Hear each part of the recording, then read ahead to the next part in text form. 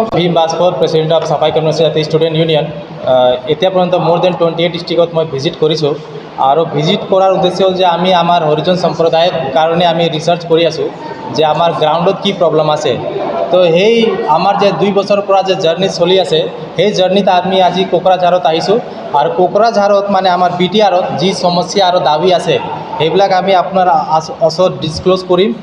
First ইয়াতে আমাৰ BTRত যিমান 5টা ডিষ্ট্ৰিক্টত যিমান মেডিকেল আৰু সেইবিলাক খুব সোনকালে ৰিক্ৰুট হ'ব লাগে, কিয় লাষ্ট বহুত বছৰৰ পৰা এতিয়াও চাফাই কৰ্মী ক্লিনৰ ৰেগুলাৰ জব BTRত হোৱা নাই। তো BTRত যিমান খালী পোষ্ট আছে সেইবিলাক ভেকেণ্ট খালী পোষ্ট ৰিক্ৰুট হ'ব লাগে।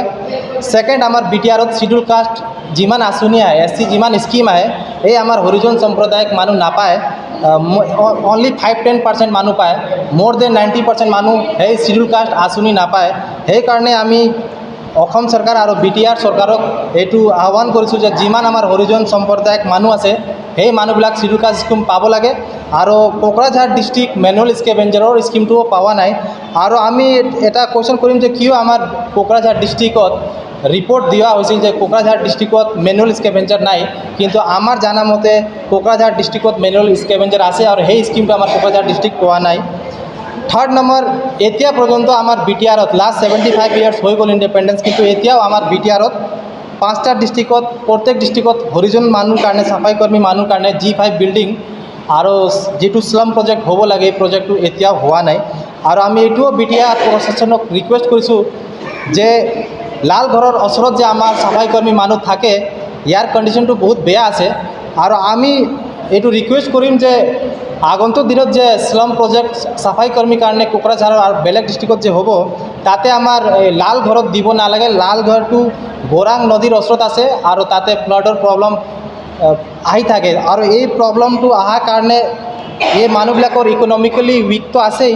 ছেকেণ্ড, তাতে পানী থকাৰ কাৰণে বহুত বিভিন্ন প্ৰকাৰৰ বেমাৰ আৰু মানে প্ৰব্লেম হৈ যায়। এইকাৰণে আমি কৈছোঁ যে লালঘৰত যে আমাৰ চাফাই কৰ্মী আছে তেহেঁতক বিল্ডিং প্ৰজেক্টটোত কোনোবা এটা ভাল জেগাত দিব লাগে।